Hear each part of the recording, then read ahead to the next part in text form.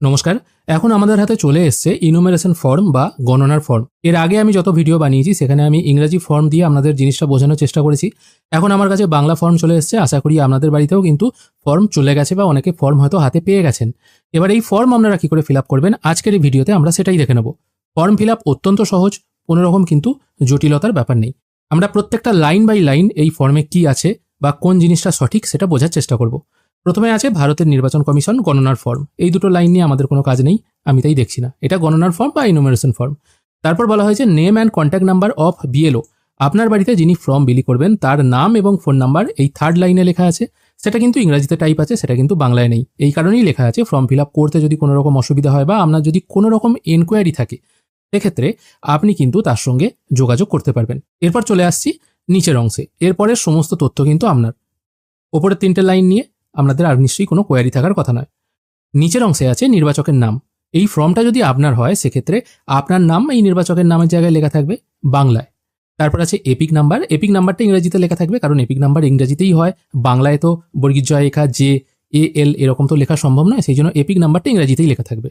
আর এখানে যে ঠিকানাটা আছে সেটা বর্তমান ঠিকানা বা বর্তমানে আপনার ভোটার কার্ডে যে ঠিকানাটা আছে সেই ঠিকানাটাই এখানে থাকবে। আর এপিক নাম্বারটাও 2025 সালে আপনার যে এপিক নাম্বারটা আছে সেটাই লেখা থাকবে। এই তিনটে ঘরও ক্লিয়ার। এখানেও আপনাকে কিছু হাত দিতে হবে না, জাস্ট আপনি দেখে নেবেন এখানে আপনার সবকিছু ঠিকঠাক আছে কিনা বা বর্তমান ভোটার কার্ডের সঙ্গে যে তথ্যগুলো এখানে দেওয়া হয়েছে সেগুলো মিলছে কিনা। আশা করি এই জিনিসটা ক্লিয়ার হয়ে গেল। চলে আসছি পাশের ঘরে। পাশের ঘরে আছে ক্রমিক সংখ্যা। এই ক্রমিক সংখ্যাটা 2025-এ ভোটার লিস্টে আপনার যে ক্রমিক সংখ্যা আছে সেটাই লেখা থাকবে। অংশ নাম্বার, নাম মানে কোন অংশে আপনার ভোট হয় এবং কোন স্কুলে ভোট হয় সেটাও এখানে লেখা থাকবে। আর বিধানসভা বা লোকসভার নাম সেটাও এই পাশের ঘরটাই লেখা থাকবে। আর রাজ্যের নাম তো পশ্চিমবঙ্গ, স্বাভাবিক, এটা পশ্চিমবঙ্গেরই ফর্ম ফিল আপ হচ্ছে। এটাও আপনাকে কিছু হাত দিতে হবে না, এটাও কিন্তু আগে থেকেই প্রিন্ট হয়ে থাকবে। এখানে একটি কিউআর কোড আছে, এটাও আপনাকে হাত দিতে হবে না, এটা সবার জন্যই থাকবে। এরপর আপনার বর্তমানে যে ভোটার কার্ড আছে সেই ভোটার কার্ডে যে ছবিটা আছে সেই ছবিটাই এখানে প্রিপ্রিন্ট হয়ে থাকবে। সেম ছবি কিন্তু এখানে প্রিপ্রিন্ট হয়ে থাকবে। তারপর বলা হচ্ছে একটি সাম্প্রতিক ফটো এখানে সাঁটুন, মানে আপনি এখন যেরকম দেখতে ঠিক সেই রকম একটা পাসপোর্ট সাইজ ফটো এই ঘরটায় আপনাকে পেস্ট করতে হবে। ফটোর ব্যাকগ্রাউন্ড সাদা অথবা হালকা কালার যদি দেওয়া হয় তাহলে খুব ভালো হয়, কারণ ভোটার কার্ডের যে ফর্ম ফিল আপ করা হয় না অনলাইনে, সেখানে মেনশন করে দেওয়া থাকে সাদা ব্যাকগ্রাউন্ডের ফটো। তাই এখানেও চেষ্টা করবেন সাদা ব্যাকগ্রাউন্ডের ফটোটাই দেওয়ার। অনেকে হয়তো বলতে পারেন আমার ভোটার কার্ড রিসেন্ট হয়েছে, এই রিসেন্ট ফটো আমার কাছে এখনো পাসপোর্ট সাইজ ফটো হিসেবে আছে, সেটা কি আমি দিতে পারি? যদি খুব বেশি মুখের চেঞ্জ না হয় সেটা দিতে পারেন, তবে বেটার হয় রিসেন্ট ফটো দেওয়ার, কারণ এরপর যে ভোটার লিস্ট জেনারেট হবে সেখানে আপনার কারেন্ট ফটো বা এখানে যে ফটোটা পেস্ট করবেন সেটাই থাকবে। আশা করি বুঝতে পেরেছেন। সাদা কালো ফটো দেবেন না, কারেন্ট কালার ফটোগ্রাফ দেবেন। ওপরের অংশটা আশা করি আপনাদের ক্লিয়ার হয়েছে। চলে আসছে নিচের অংশে। এরপর বলা হচ্ছে জন্ম তারিখ। ডেমো ফর্মে এরকম খোপ করা ছিল, ডে মান্থ ওয়াই। এই ফর্মে কিন্তু কোনো খোপ নেই, জাস্ট একটা প্লেন অংশ করা আছে।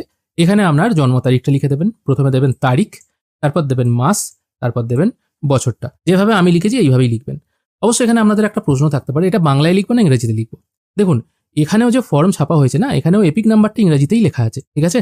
সেই জন্য জন্ম তারিখটা এটা ইংরেজিতে লেখারই চেষ্টা করবেন। তারপর বলা হয়েছে আধার নাম্বার। এটা ঐচ্ছিক, দিলেও হবে না দিলেও হবে, কিন্তু অবশ্যই এটা পুট করবেন। এটা পুট না করার কিছু নেই, এটা অবশ্যই পুট করে দেবেন। এটাও ইংরেজিতে পুট করবেন। তারপর বলা হয়েছে ফোন নাম্বার। এটাও ইংরেজিতে পুট করবেন, বাংলায় পুট করবেন না। তারপর বলা হচ্ছে পিতা বা অভিভাবকের নাম। এখানে আপনার পিতার নামটা পুট করে দেবেন। অভিভাবক বলতে এটা বোঝানো হচ্ছে যারা অনাথ আশ্রমে ধরুন মানুষ, এরকম মানুষদের যাদের এসআইআর হবে সেক্ষেত্রে অভিভাবকের নাম হিসেবে তাদের অভিভাবক যিনি আছেন তার নামটা বসাতে হবে। অন্যথায় প্রত্যেকের কিন্তু এখানে পিতার নামই হবে। বিবাহিত মহিলারা অনেকে বলতে পারেন আমার অভিভাবক তো এখন বর্তমানে স্বামী হয়ে গেছে। স্বামী নয়, তার জায়গায় এখানে পড়ে আছে। অবশ্যই যাদের পিতামাতা আছেন জীবিত অথবা মৃত প্রত্যেকে এখানে পিতার নামটা বসাবেন। তারপর পিতা বা অভিভাবকের এপিক নাম্বার যদি থাকে। এবার যদি থাকে বলতে আপনার পিতার 2025 সাল অনুযায়ী, মানে এখনকার যে ভোটার লিস্ট আছে সেই ভোটার লিস্টে যে এপিক কার্ড নাম্বারটি আছে বা যে ভোটার নাম্বারটি আছে সেটা এখানে পুট করবেন যদি থাকে। যদি না থাকে দেওয়ার দরকার নেই। এখানে সবকিছুই কিন্তু 2025 সাল বা বর্তমান সময় অনুযায়ী যে নাম্বারটি আছে সেটাই পুট করবেন। তারপর বলা হয়েছে মায়ের নাম। এখানে আপনার মায়ের নাম বাংলায় লিখে দেবেন। তারপর আছে মায়ের এপিক নাম্বার, এটা কিন্তু ইংরেজিতে লিখবেন। এবার হ্যাঁ, অনেকে বলতে পারেন আমরা যদি ফর্মটা ইংরেজিতেই ফিল আপ করি অসুবিধা কি কিছু আছে? অনেক বিএলওর সাথে কথা বলা হয়েছে, তারা বলছে ইংরেজি অথবা বাংলা যে কোনো ভাষাতেই আপনারা ফর্ম ফিল আপ করতে পারেন, তবে ইংরেজিতে ফিল করলেই ভুল হওয়ার সম্ভাবনাটা কিন্তু সব থেকে কম থাকে। বাংলায় ফিল আপ করলে কিন্তু একটা সন্দেহ রয়েই যায়। এই যে মায়ের এপিক নাম্বারটা হবে এটাও কিন্তু 2025 সাল অনুযায়ী যে এপিক নাম্বারটি আছে সেটাই হবে যদি থাকে। তারপর বলা হয়েছে স্ত্রী অথবা স্বামীর নাম যদি আপনি বিবাহিত হয়ে থাকেন। এবার চলে আসছি বিবাহিতদের ক্ষেত্রে। যে সমস্ত পুরুষ অথবা মহিলা এখনো পর্যন্ত বিয়ে করেননি বা বিবাহ হয়নি তাদের ক্ষেত্রে এতদূর অবধি এসেই কিন্তু শেষ। এরপর কিন্তু তারা এই নিচের দুটো ঘর ফিল আপ করবে না। যাদের বিবাহ হয়ে গেছে, যারা বিবাহিত কিংবা বিবাহিতা, সেক্ষেত্রে যদি স্বামী হয়ে থাকে স্বামী তার স্ত্রীর নাম এখানে পুট করবে এবং বর্তমানে যে এপিক কার্ড নাম্বারটি আছে 2025 সাল অনুযায়ী সেটা পুট করবে। আরও কোন মহিলা যদি বিবাহিত হয়ে থাকে সে তার স্বামীর নাম পুট করবে এবং স্বামীর এপিক কার্ড নাম্বারটা এখানে পুট করবে। যাদের স্বামী মারা গেছে তারা স্বামীর নাম এখানে পুট করতে পারে। যাদের ডিভোর্স অলরেডি হয়ে গেছে তাদেরও কিন্তু এই ঘরটা পুট করার দরকার নেই, কারণ ডিভোর্স হয়ে যাওয়া মানে সম্পর্ক ছিন্ন হয়ে যাওয়া, তারপর আর এই অংশগুলোর প্রয়োজন হচ্ছে না। তার মানে শুধুমাত্র বিবাহিত এবং বিবাহিতারাই এই দুটো ঘর ফিল আপ করবে। আর যারা স্বামী অথবা স্ত্রী হারিয়েছেন তারাও ফিল আপ করতে পারেন, পাশে মৃত লিখে দিতে পারেন। এরপর চলে আসছি নিচে।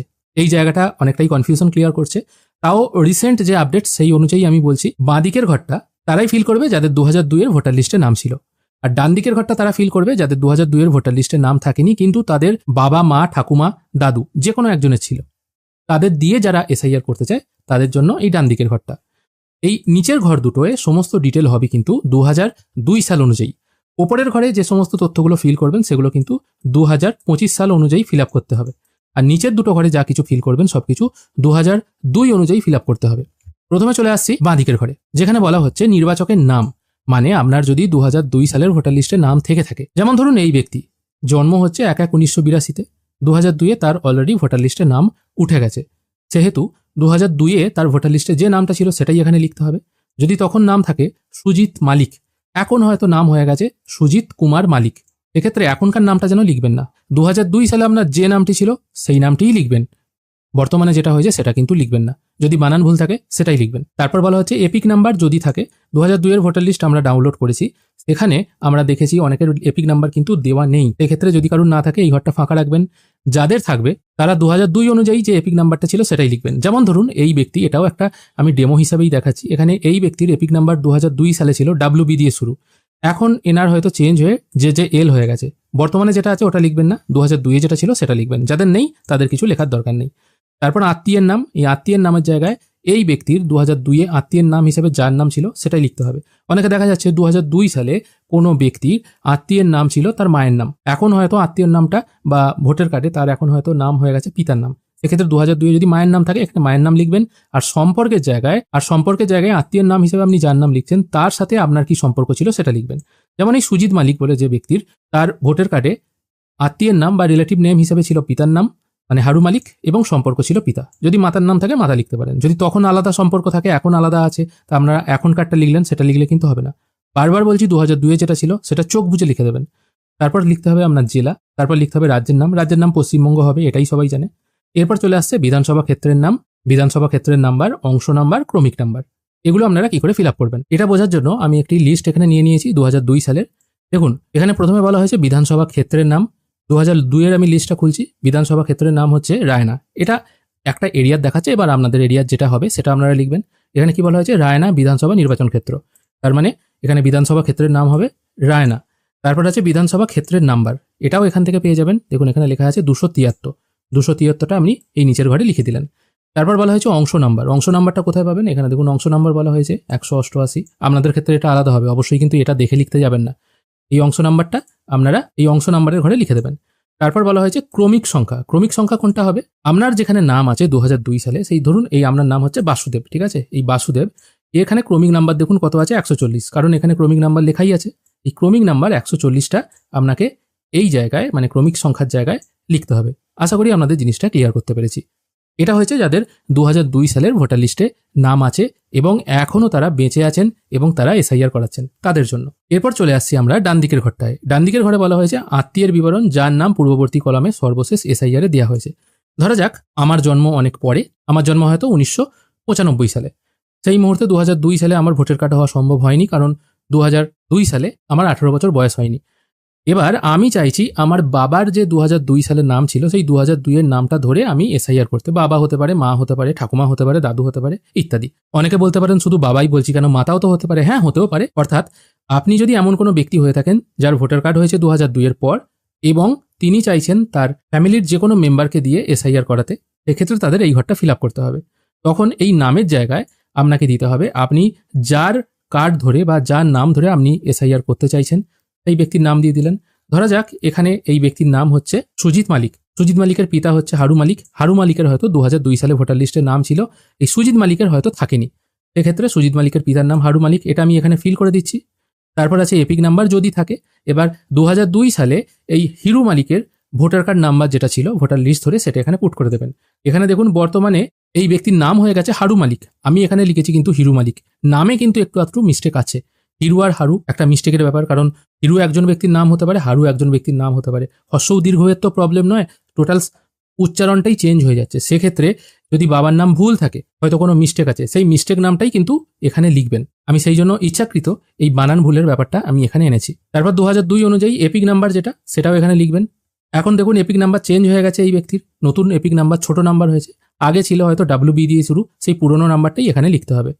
তারপর আত্মীয়ের নাম, অর্থাৎ আপনি যার ভোটের কার্ড ধরে আপনার নিজের এসআইআর করছেন, সেই ব্যক্তির 2002 সালে আত্মীয়ের নাম কি লেখা ছিল। এখানে দেখুন সম্পর্কিত ব্যক্তির নাম, মানে এখানে যে বাসুদেব বলে যে ব্যক্তি আছে তার পিতার নাম ছিল বাউল বলে কিছু একটা নাম, ঠিক আছে। এই নামটাই আপনাকে এই আত্মীয়ের নামের জায়গায় লিখতে হবে। তারপর বলা হয়েছে সম্পর্ক। এবারে এই সম্পর্কটা আপনার সাথে এই উল্লিখিত ব্যক্তির সম্পর্ক, নাকি এখানে যে ব্যক্তির নাম উল্লেখ করছেন সেই ব্যক্তির সাথে এই ব্যক্তির সম্পর্ক, সেটা কিন্তু এখনো কোনো বিএলওর কাছ থেকে সঠিকভাবে বোঝা যাচ্ছে না। তবে বিএলও অ্যাপে আমরা দেখতে পাচ্ছি এখানে এই যে সম্পর্কের কথা বলা হচ্ছে, এই সম্পর্কটা হবে যে নির্বাচকের নাম হিসেবে যার নাম দেওয়া হয়েছে এই ব্যক্তির সাথে, এখানে আপনি যার নাম দিচ্ছেন তার সাথে আপনার কি সম্পর্ক। যদি পিতা হয়ে থাকে পিতা হবে, যদি মাতা হয়ে থাকে মাতা হবে, এরকম। এখানে যেহেতু আপনি আপনার বাবার নাম এবং দাদুর নাম পুট করছেন, এবং আপনার বাবার সাথে আপনার দাদুর কি সম্পর্ক সেটা কিন্তু এখানে লিখতে হবে না। এই সম্পর্কটা হবে আপনার সাথে আপনি যার ভোটার কার্ড নাম্বার ধরে বা যার ভোটার কার্ড ধরে আপনি নিজের এসআইআর করছেন তার সাথে আপনার কি সম্পর্ক সেটা এখানে লিখতে হবে। তবেই তো একজন বিএলও খুঁজে পাবেন যে আপনি কার ভোটার কার্ড নাম্বার ধরে আপনি আপনার এসআইআরটা করছেন। এবার এখানে যদি আপনি এই ব্যক্তির সাথে এই ব্যক্তির সম্পর্ক দিয়ে দিলেন, আপনার বাবার সাথে আপনার দাদুর সম্পর্ক এখানে পুট করে দেন, তাহলে আপনার সাথে এনার কি সম্পর্ক সেটা তো বিএলও খুঁজে পাওয়া যাবে না, সেটা তো বিএলও খুঁজে পাবেন না, তাহলে ম্যাপিং হবে না।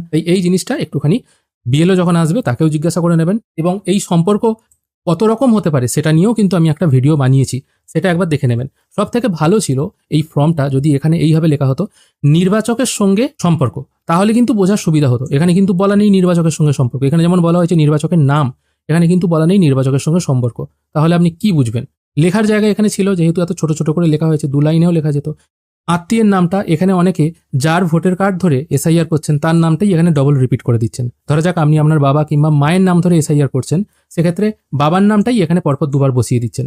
এটাও কিন্তু একটা কনফিউশনের ব্যাপার তৈরি হচ্ছে। তবে এখনো পর্যন্ত যেটা রিপোর্ট সেই অনুযায়ী আপনার সাথে এই ব্যক্তির নাম কি সেটাই কিন্তু এখানে বসাতে হবে।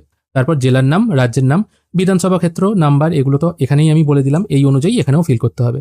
এরপর চলে আসছে নিচের দিকে, এখানে আপনার একটা সই হবে অথবা বাঁ হাতের বৃদ্ধাঙ্গুষ্ঠের ছাপ হবে। আর যদি কেউ হাতের ছাপ দেন সেক্ষেত্রে একজনকে বকলমা করতে হবে, অর্থাৎ হয়তো আমার ঠাকুমা তিনি হয়তো সই করতে পারেন না, তিনি হয়তো টিপ ছাপ দেন, সেক্ষেত্রে আমি এখানে সই করব এবং মেনশন করে দেবো এটা আমার ঠাকুমা, আমার সাথে ওনার কি সম্পর্ক সেটা এখানে মেনশন করে দেবো। আর নিচের দিকে বিএলও স্বাক্ষর হবে। এটাই হচ্ছে টোটাল ফর্ম।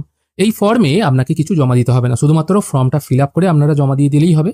এরপর যখন ড্রাফট লিস্ট পাবলিশ হবে সেখানে এই সম্পর্কের জায়গায় যদি কোনো রকম অসুবিধা থাকে সেক্ষেত্রে আমাদের নোটিশ পাঠানো হবে। অনেকে বলছেন আমি আমার বাবা মায়ের ডিটেল খুঁজে পাচ্ছি না, আমি বিবাহিত মহিলাদের কথা বলছি, আমরা স্বামীর নাম ধরে এই ফর্ম ফিল আপ করতে চাই।